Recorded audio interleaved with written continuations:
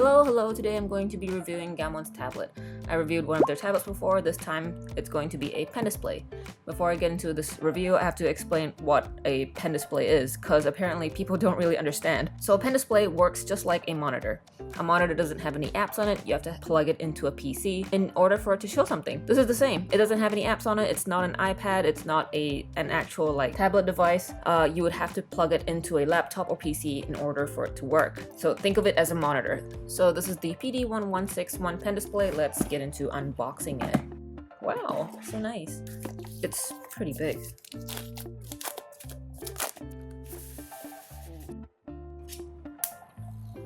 That is so satisfying. It's not too heavy, a little bit long, but I think it could fit in my tote bag. Also got the pen stand, which obviously has nibs in it. A lot of people don't know this. Please check your pen stand. The power plug and the adapter. Oh, okay, I didn't break it. Woof. And a super long cord. There's like 3 heads, and on the end there's 2 more. Basic manual and driver, and a glove.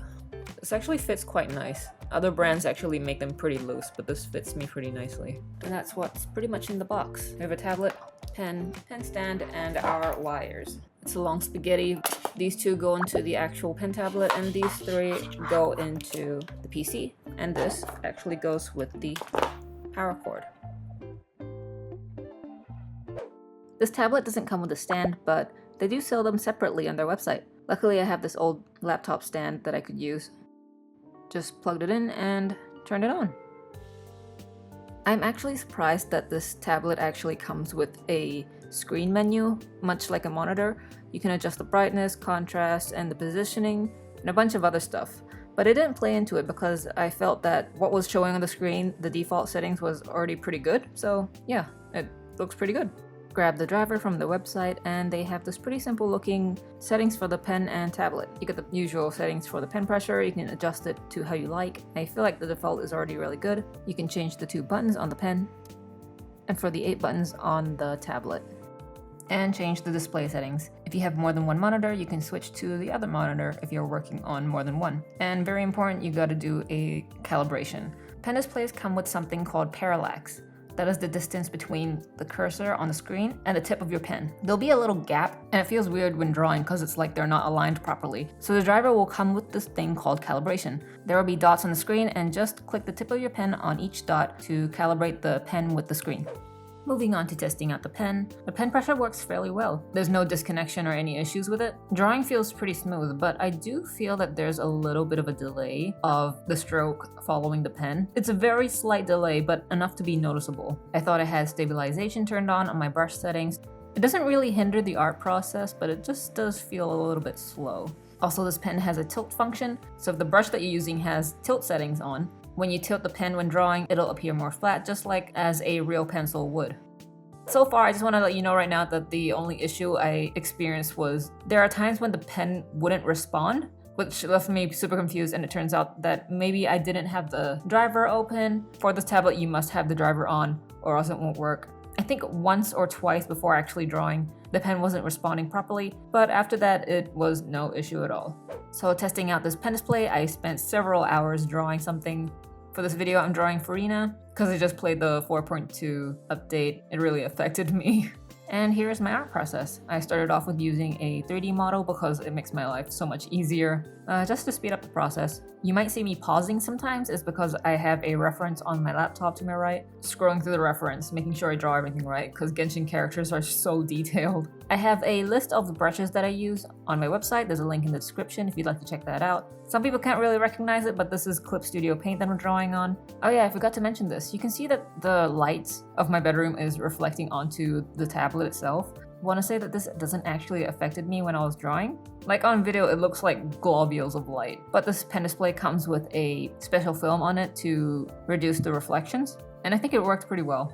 And toward the end of the process of this art, I used a few assets from the asset store, like the background and the bubbles. I'll put a link to that in the description so you can download them. They're paid, but they're pretty good to use.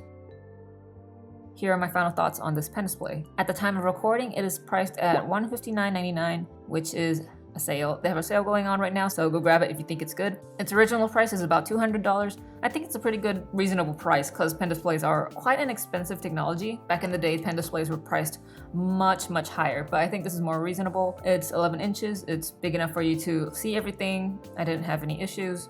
I'd say if you've been using a regular tablet, the one that's not a screen, and you're looking to upgrade, this could possibly be one of your options.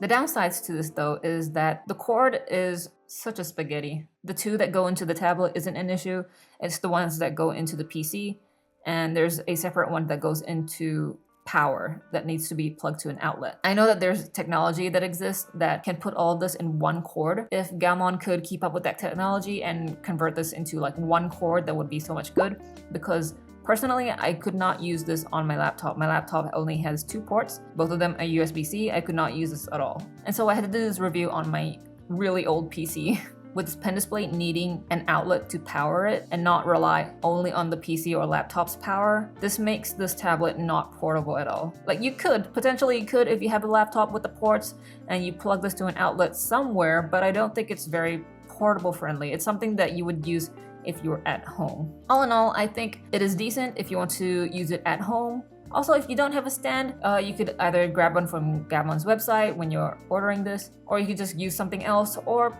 potentially you can actually just draw it on your lap. Or if you're the type of artist who likes to draw in bed, just put a pillow down, you can draw on it, done. One last thing, it's a little nitpicky from me. I just don't like pens that have a spring in them. I feel like this one has a spring in the tip. I just wish the tip was a little more stiff. With it having that kind of spring where the tip goes in and out of the pen, I know it's a technology that causes pen pressure to happen, but it feels a little bit unnatural. Yeah, but this is just a little nitpicky from my side. All in all, I think it's a good tablet if you want to upgrade. The price point is pretty good. You could definitely save up for this. I'd say the sale price is really good. But if you watch this review and you think, man, a pen display doesn't work for me, or the price is too high, you can click on the link that popped up on the top right corner. This will take you to my other review, which is the Gaomon S630. This is a regular tablet which you can just plug in and start drawing immediately. It's simple, easy to use. Go check that out. Yeah, so let me know what you think. Do you like my art? Do you like the tablet? Would you buy this? Let me know in the comments. Like this video, subscribe, or don't if you don't like it. That's it. Bye.